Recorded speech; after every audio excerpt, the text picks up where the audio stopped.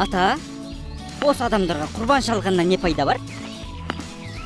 Құрбан шалған адамға малдың әрбір түгішін сауап бар, балам. Сонда не? Мына бір тал түгісін сауап бар ма? Әрине, балам. Әй, балақай, сауапты кемітпей сап қой орнына.